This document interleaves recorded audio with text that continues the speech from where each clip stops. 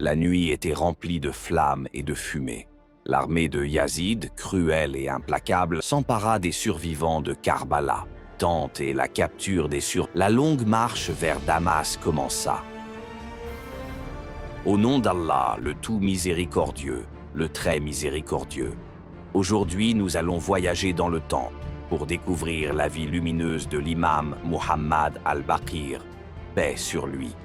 5e imam de la lignée prophétique, il est né dans une période de troubles, mais il a su transformer l'épreuve en une école de savoir et de spiritualité qui éclaire encore le monde musulman aujourd'hui. L'imam al-Baqir est né en l'an 57 de l'Hégire, à Médine. Il était le fils de l'imam Zayn al-Abidin, Ali ibn al-Hussein, et le petit-fils de l'imam Hussein, martyr de Karbala. Sa mère était Fatima bint Hassan, la fille de l'imam Hassan. Ainsi, il réunissait en lui l'héritage de l'imam Hassan et de l'imam Hussein, ce qui lui donnait une noblesse unique. Son surnom, al-Baqir, signifie « celui qui ouvre », qui déploie la science. Il fut appelé ainsi car il a révélé les profondeurs de la connaissance religieuse et spirituelle.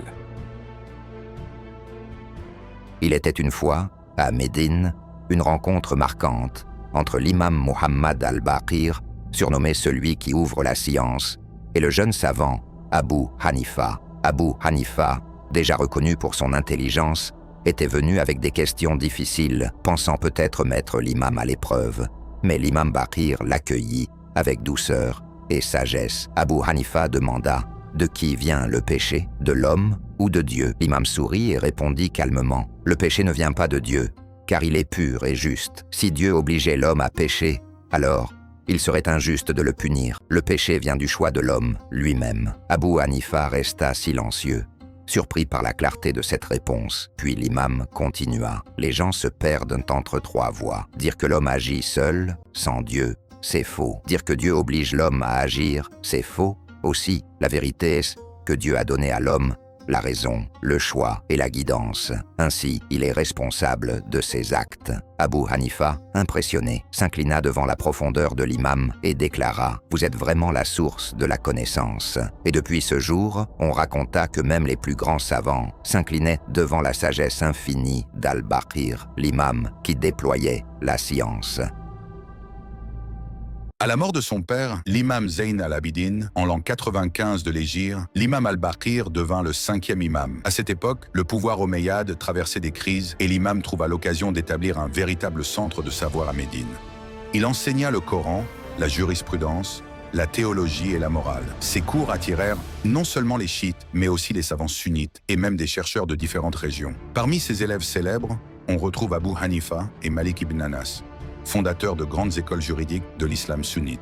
Au temps de l'imam Muhammad al-Baqir, que la paix soit sur lui, les savants et les penseurs venaient de toutes parts pour l'interroger et tester sa science. Sa réputation de Baqir al-Ulum, celui qui ouvre et dévoile les sciences, s'était déjà répandue dans tout le monde musulman. Un jour, un savant chrétien, réputé pour sa grande connaissance des évangiles et des anciennes écritures, se présenta à Médine. Son intention était claire, mettre à l'épreuve l'imam al-Baqir avec une question si complexe que personne ne pourrait y répondre. Le savant demanda alors « Ô Muhammad al-Baqir, dis-moi ce que contient le ventre de la femme lorsqu'elle est enceinte. Est-ce une âme unique ou plusieurs âmes ?» Les gens présents restèrent silencieux. Certains pensèrent que la question était trop subtile et qu'aucun homme n'avait la réponse exacte. Mais l'imam al-Baqir, avec un calme lumineux, répondit immédiatement « Parfois une âme, parfois deux, parfois plus, car le Créateur a placé dans l'utérus ce qu'il veut, et sache que chaque âme est créée séparément et inscrite dans le livre divin. » Le savant, étonné mais pas encore convaincu, continua. « Alors dis-moi, quand une mère porte des jumeaux, comment se fait-il que parfois l'un vive et l'autre meure ?»